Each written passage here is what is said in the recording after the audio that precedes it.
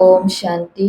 ओम शांति। तो कल हम सभी ने मम्मा की मुरली सुनी और उस मुरली का टाइटल था याद की यात्रा, जिसमें मम्मा ने लास्ट में हमें ये कहा था कि 2 बातें याद रखनी है जो बाबा ने कही है, बी होली और बी योगी।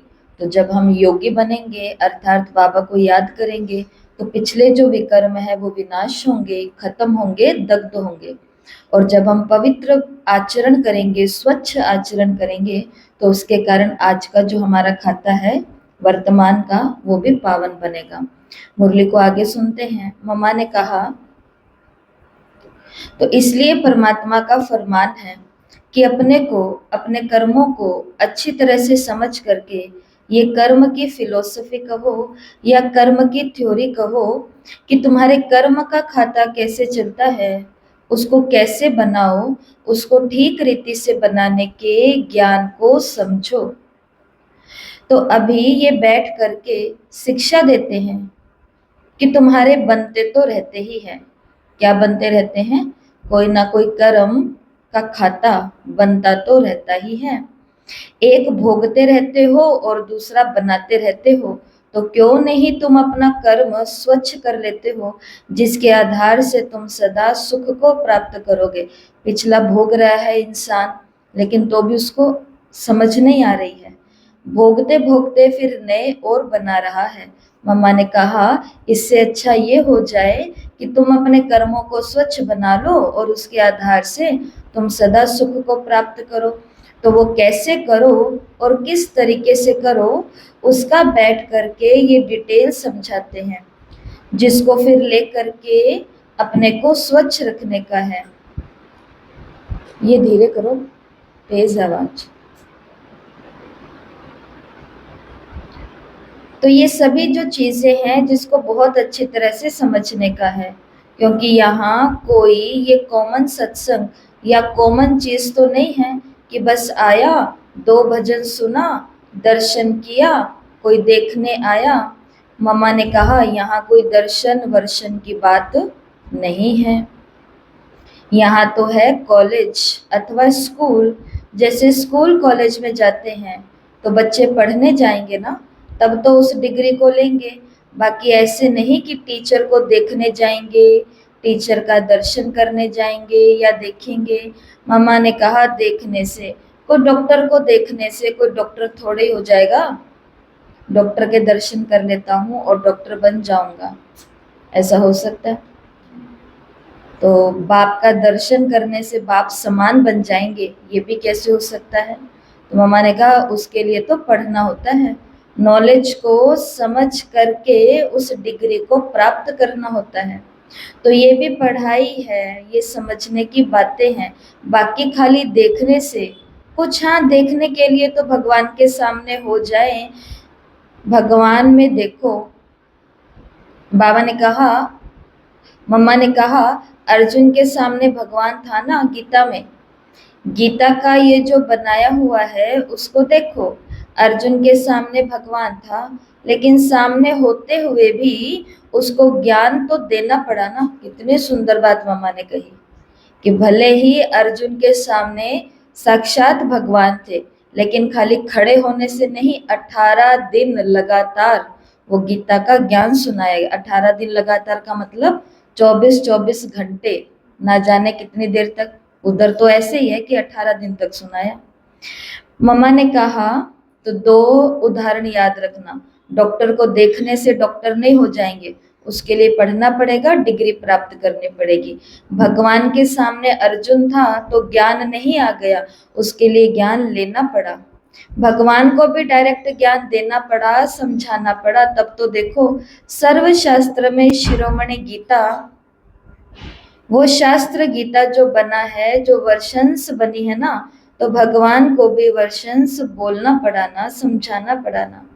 बाकी ऐसे नहीं कि अपने दर्शन से कहा कि तेरा बोझ पार हो जाएगा, नहीं। वो तो सामने खड़ा था, सामने खड़े होते भी उसको ज्ञान देना पड़ा। तो ज्ञान बिना गति नहीं। ऐसे नहीं कहा जाता कि दर्शन बिना गति नहीं, तो ज्ञान चाहिए, और ज्ञान का मतलब है समझ। तो ये बातें समझने की है और समझ करके अपने प्रैक्टिकल लाइफ में लाने की है। मम्मा ने कहा, तो वो प्रैक्टिकल में कैसे आए और प्रैक्टिकल में उसकी प्रैक्टिस कैसे करें, वो सब भी यहाँ सिखाया जाता है। यहाँ परिवार के परिवार हैं, ऐसे नहीं कि बड़े कुटुंब के कुटुंब है, फैमिली की फैमिलीज हैं, जो अपना स्त्री पति बाल बच्चे सब अपने जीवन को घर गृहस्थी में रह करके और कैसे अपने गृहस्थी को आश्रम अथवा गृहस्थ को धर्म कहा जाता है ना, तो गृहस्थ धर्म गृहस्थ आश्रम, लेकिन अभी आश्रम कहाँ है, हाँ अभी धर्म कहाँ है। अभी तो अगर ग्रस्त कहा जाएगा तो अधर्म तो कह सकते हैं, क्योंकि विकारों का है ना। तो मम्मा ने कहा ना ग्रस्त धर्म रहा तो धर्म भी नहीं रहा, खाली ग्रस्त रह गया, और उस ग्रस्त के अंदर आश्रम जैसी भी कोई भावना नहीं रही, बल्कि मम्मा ने तो ग्रस्त के लिए आज कौन सा शब्द यूज किया है, अधर्म। सारे अधर्म के काम कहाँ हो रहे हैं, एक छत के नीचे हो रहे हैं। और उस छत के नीचे से अगर कोई कहेगा कि मुझे तो भाई अब धर्म के रास्ते पर चलना है, तो घर के सारे लोग उसके पीछे पड़ जाएंगे कि ये कोई उम्र है, ऐसे थोड़ी ना परिवार चलेगा, कल को क्या होगा। मैंने इसलिए गृहस्थी को शब्द दे दिया, अधर्म कह सकते हैं, क्योंकि विकारों का बन गया है। तो ये जो चीजें समझने की है ना, कि हमारे जो प्राचीन गृहस्थ आश्रम की प्रवृत्ति थी वो कैसी बनी, उस चीज को बनाया जाता है। तो उसके लिए ये सभी बातें समझने की है और समझ करके उसे प्रैक्टिकल में कैसे लाएं, लाइफ में वो लाइव बनाने की बातें हैं। बाकी यहाँ कोई कॉमन तरह से आया, दो भजन सुनाना या कुछ देखा, उससे लाभ की बातें इस तरीके से नहीं है। ये स्कूल है, इसलिए इसका नाम है ईश्वरीय विश्वविद्यालय। देखो बाहर बोर्ड पर भी लिखा है ना, विद्यालय है, परंतु किसका, ईश्वर का, क्योंकि यहाँ पर पढ़ाने वाला स्वयं परमपिता परमात्मा है, हम सभी उसके स्टूडेंट हैं। मम्मा ने कहा, हमको पढ़ाने वाला वो निराकार बैठ करके पढ़ाता है और नॉलेज देता है कि कैसे हम अपने कर्म को करें, क्योंकि कर्म की गति को शिवाय परमात्मा की और कोई समझा नहीं सकता। मनुष्य तो सभी कर्म के चक्कर में है ना, वो तो सभी कर्म के भोग में है। इसलिए जो कर्म अकर्म विकर्म से अलग है ना, वही तो समझा सकेगा। लेकिन कर्म की गति क्या है, बाकी तो सभी मनुष्य कर्म की गति के चक्कर में हैं, इसलिए जो चक्कर में है वो नहीं समझा सकेंगे। जो इस चक्र से बाहर है वही समझा सकेंगे। इसलिए वो कभी ना कभी ना दुर्गति में आता है, ना उनको सदगति चाहिए। शिव बाबा ना दुर्गति में आता है और ना उसको सत्युग, ना उसको स्वर्ग चाहिए, सदगति भी नहीं चाहिए। वो तो सदगति और दुर्गति से अलग है। बाकी हम मनुष्य दुर्गति में आए हैं, देखो पाप की दुनिया तो देखो, हम पाप में आ गए हैं ना। अभी हमको फिर पुण्य आत्मा बन करके और सदगति को प्राप्त करना है। तो सदगति क्या है वो समझना है ना। तो ये सभी चीजें समझने की है कि सदगति भी जीवन में है। अगर नहीं की जीवन से बाहर है, जैसे कई समझते हैं ज्योति ज्योत समाया है, या कहाँ हमको जा कर के बैठ जाना है। मम्मा ने कहा नहीं, दुनिया यही है, इधर ही आना है।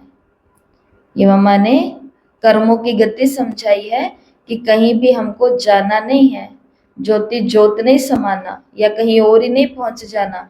इंसान जो कर्म कर रहा है उन कर्मों का भुगतान करने के लिए इधर ही इन्हीं लोगों के बीच में हमको आना पड़ेगा, आना होता है। परंतु वो दुनिया सदगति की थी, अभी ये दुनिया दुर्गति की है। इसलिए गीतों में भी देखो आता है ना कि अभी ले चल, अर्थात हमको उस दुनिया में अथवा उस दुनिया को अभी ले आ जिस दुनिया में हम सदा सुखी थे। तो दुनिया थी, सुख की भी दुनिया थी। ऐसे नहीं कि सुख कोई ज्योति ज्योत समाया है, नहीं सुख की दुनिया थी जैसे दुख की दुनिया है, तो हमारे जीवन में हमको भी सुख था, और सुख ऐसा था जिसमें कोई भी दुख नहीं था।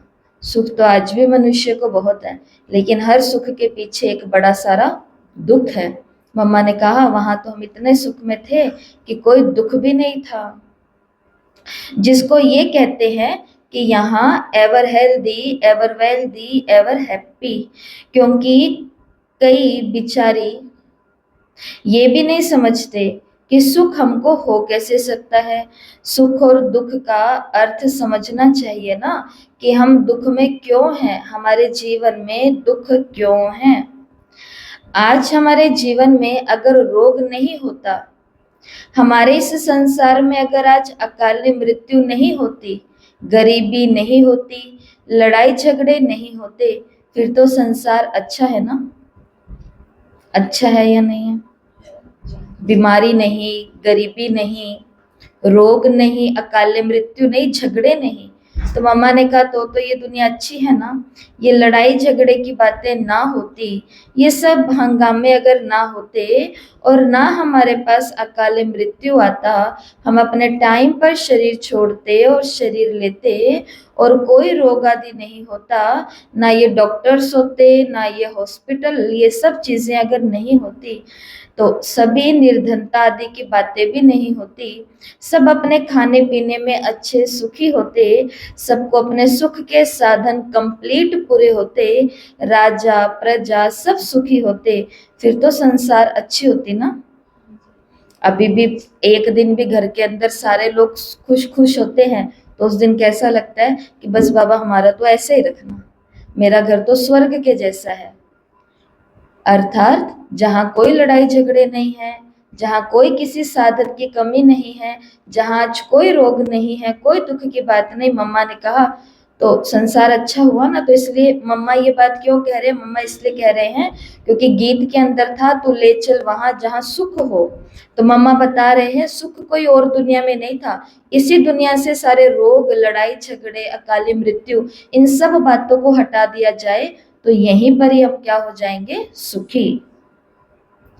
फिर तो नहीं कहते ना कि संसार में दुख है, तो दुख के कारण तो यही है ना। तो मनुष्य को समझना चाहिए कि हम संसार में, इस पूरे संसार में दुख का कारण कौन सा है।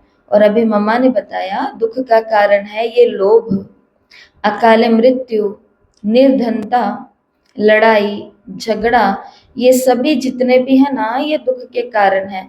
अभी ये कैसे निकले? तो हमको हमारे संसार से उन चीजों को निकालने का प्रयत्न सोचना होगा। बाकी ऐसे नहीं कि संसार से ही हम चले जाएं। इसका मतलब ये नहीं है कि संसार में सदा ही ये चीजें हैं, ये रोग, अकाल मृत्यु, ये सब तो पीछे आए हैं। नहीं तो हम कभी अकाल मृत्यु नहीं मरते थे। अभी हमारे पास, कभी हमारे पास रोग नहीं होता था, कभी ये निर्धनता, धन नहीं है, खाने पीने के लिए मनुष्य मोहताज है, ये सभी बातें थी नहीं। हमारी प्रकृति पूरी दासी थी, हम सब सुख में थे, कोई ये अर्थक्वेक आदि नहीं थी, कभी ये फ्लड्स, कभी ये बाढ़ नहीं होती थी, तो ये सभी बातें होती ही नहीं थी। लेकिन आज ये सब कुछ है। आज भूकंप भी है, आज बाढ़ें भी है, आज प्रकृति के मोहताज भी है, जैसा मौसम होगा वैसे हो जाते हैं।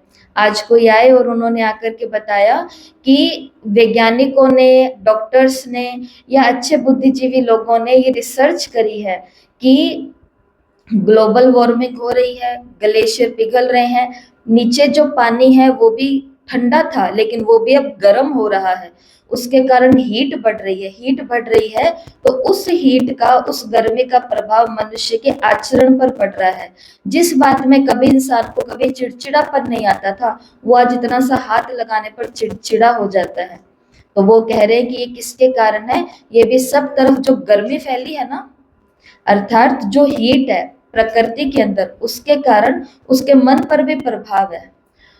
लेकिन बाबा ने जो हमें ज्ञान दिया है वो ज्ञान ये है, तुम्हारे अंदर गर्मी है क्रोध की, लोभ की, ईर्ष्या की, द्वेष की, उसके कारण तुमने प्रकृति को भी गर्म कर दिया।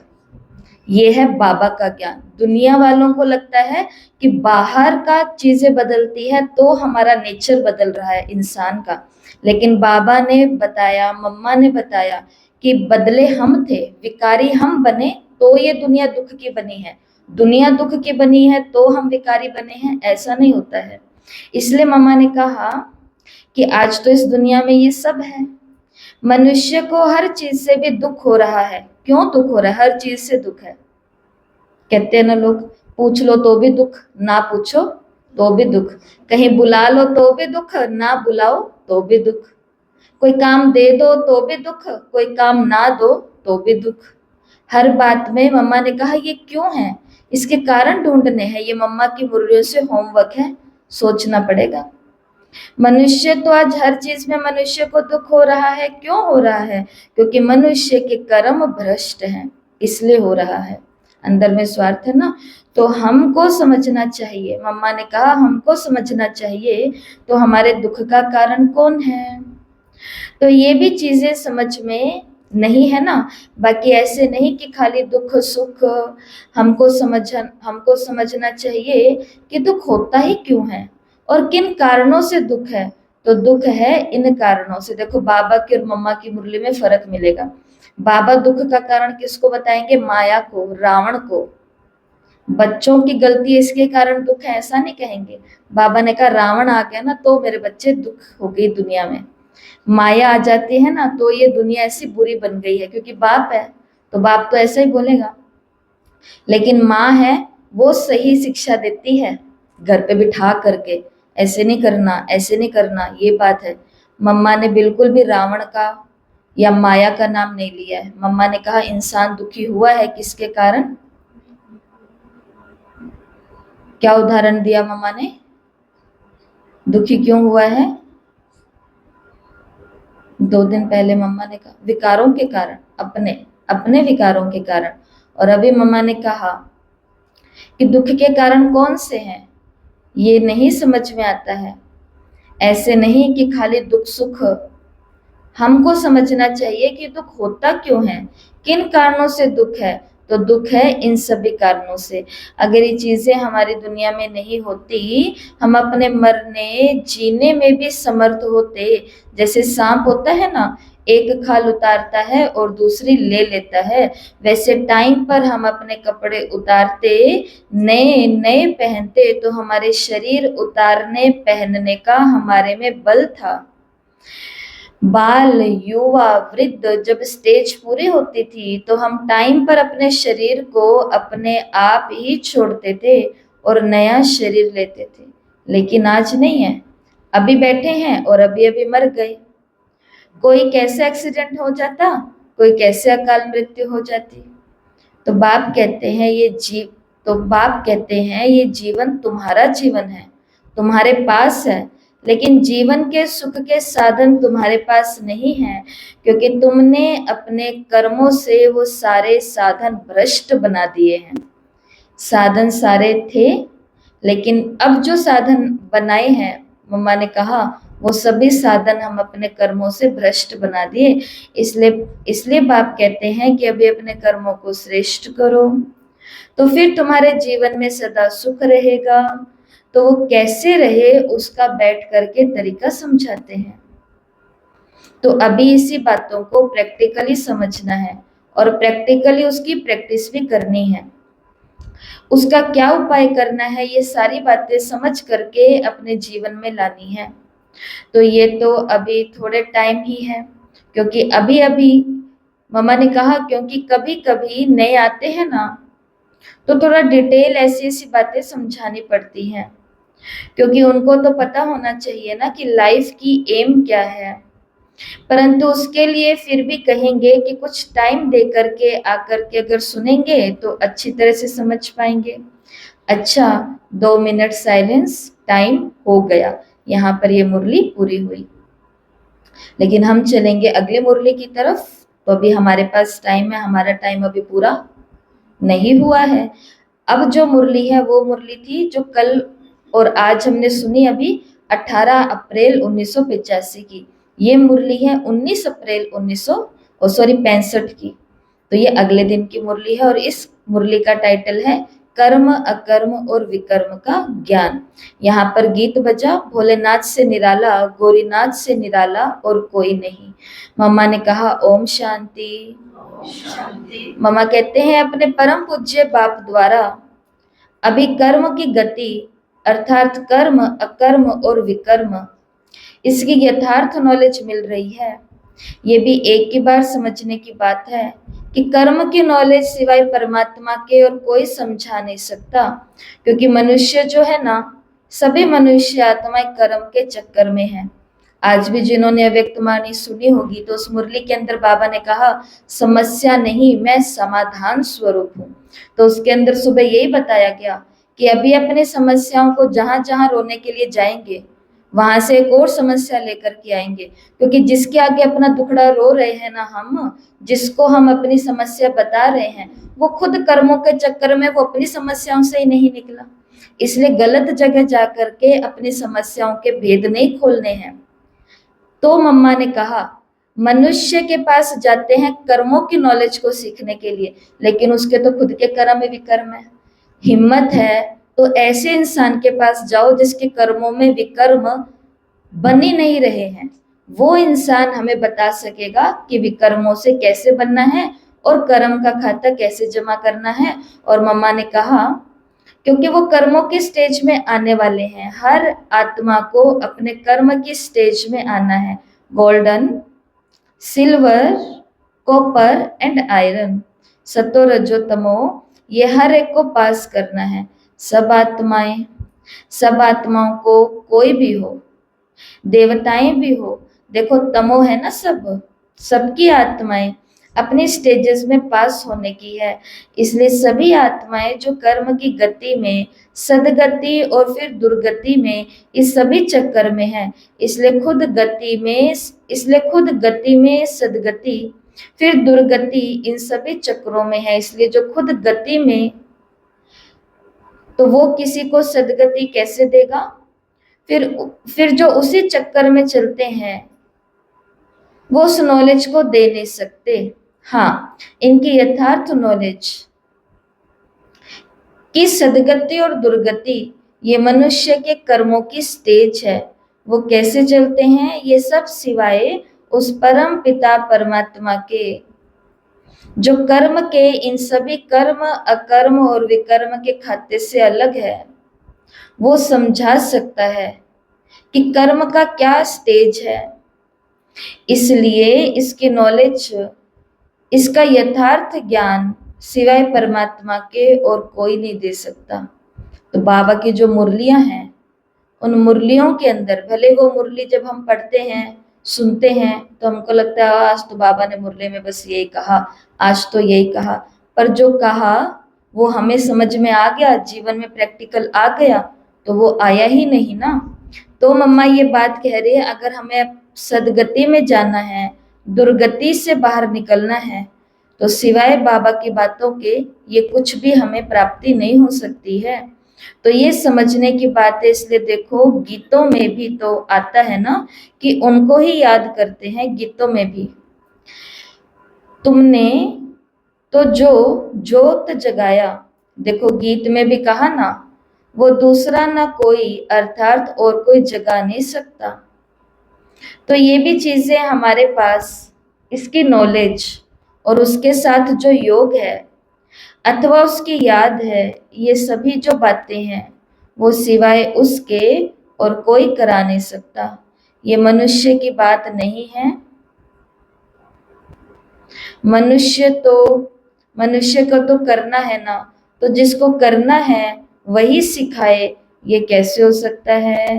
अभी हमको डॉक्टर बनना है, तो हमको डॉक्टर जो कि मैं नहीं हूं तब तो बनेगा ना, कि जो बना हुआ है वो हमको बनाएगा। बाकी ऐसे थोड़े ही डॉक्टर बनेगा, डॉक्टर नहीं बनेगा। जो डॉक्टर नहीं है वो डॉक्टर के पढ़ाई पढ़ेगा, डॉक्टर्स के पास जाएगा, डॉक्टर उसको भी क्या बना देंगे, डॉक्टर बना देंगे। डॉक्टर खुद तो डॉक्टर नहीं बनेगा ना, फिर तो बनने का क्वेश्चन ही नहीं रहा। तो हमको कर्म की गति अथवा नॉलेज सिखलाएगा वो जो आप सिखाने वाला है। हम तो सीखने वाले हो गए ना, सब मनुष्य सीखने वाले हैं। तो वो मनुष्य जो सीखने वाले हैं, जो कर्म की गति की स्टेज में पहुंचने वाले हैं, वो कैसे सिखाएंगे? वो जानते ही नहीं और पहुंचते ही नहीं। पहुंचे हुए देवताएं भी जो है ना, वो भी नहीं सिखा सकते हैं। हमको देवताएं भी ये ज्ञान नहीं सिखा सकते हैं। तो जब फिर देवता है, तब तो फिर ज्ञान देने की या ज्ञान लेने की जरूरत ही नहीं है। उसी टाइम तो दुनिया में स्वर्ग है। तो जब मनुष्य खुद देवताएं हैं, अपनी कंप्लीट स्टेज में हैं, तो भी उनको हाँ ज्ञान देने की एक तो बात ही नहीं है और उनको देने का भी नहीं है। उनके पास भी ये कि तुम्हारे कर्म कैसे हैं, क्योंकि उसी समय उन्हीं बातों की जानकारी रहने की कोई जरूरत है ही नहीं। मम्मा ने कहा देवताओं के पास ज्ञान होता तो उनको इस ज्ञान की जरूरत ही नहीं है कि तुम्हारे कर्म कैसे होने चाहिए, क्योंकि उनके कर्म कैसे होते थे, श्रेष्ठ ही होते थे। तो मम्मा कहते ना वहां किसी को लेने की जरूरत थी, ना किसी को ज्ञान देने की जरूरत थी। तो जो हम देवता बनते हैं, उन्हों के पास फिर जो ज्ञान है ना अब भी, जिससे हम ये बन रहे हैं, तो ये ज्ञान की जरूरत वहां नहीं रहती है, यानी उन्हों के पास ये ज्ञान नहीं रहता है। तो फिर बाकी जो मनुष्य पीछे हैं, उन्हों के पास ज्ञान कहाँ से आया? देवताओं में ही ये ज्ञान नहीं है। तो मम्मा ने कहा देवताओं के बाद जो और धर्म वाले आए, उन्हों के पास ये ज्ञान कैसे आया? जिन्होंने ज्ञान से सिद्धि जो पाई, उन्हों के पास ही ज्ञान नहीं रहा, तो बाकियों के पास ज्ञान कहाँ से आया?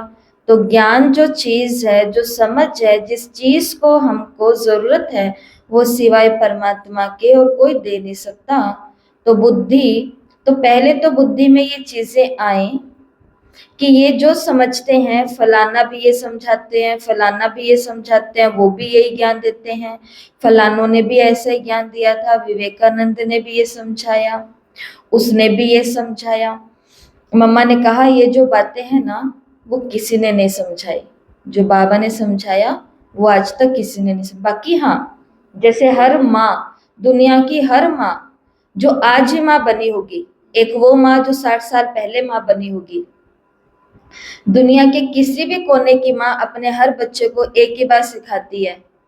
कौन सी बात? कभी झूठ नहीं बोलना। सिखाते या नहीं सिखाती?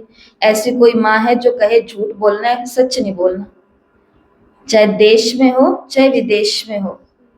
तो इसी प्रकार से जहां पर मौलिक गुणों की बातें आती है, तो वो तो सभी संस्था के लोग एक जैसे सिखाएंगे। क्राइस्ट ने भी कहा गॉड को याद करो, मूसा ने भी कहा गॉड को याद करो, गुरु नानक देव ने भी कहा गॉड को याद करो, महावीर ने भी कहा गॉड को याद करो। सबने कहा ऊपर वाले को याद करो, भगवान को याद करो। और इसके कारण मम्मा ने कहा कि हम सब ने क्या कह देते हैं कि हाँ, बाबा जो बातें कह रहे हैं उन्होंने भी यही कहा था, उन्होंने भी यही कहा था। तो ये तो मौलिक गुणों की बातें हैं या जीवन को जीने की बातें हैं, ये तो सब एक जैसे कहेंगे। लेकिन जो बाप ने समझाई, मम्मा ने कहा, वो कोई नहीं समझा पाया।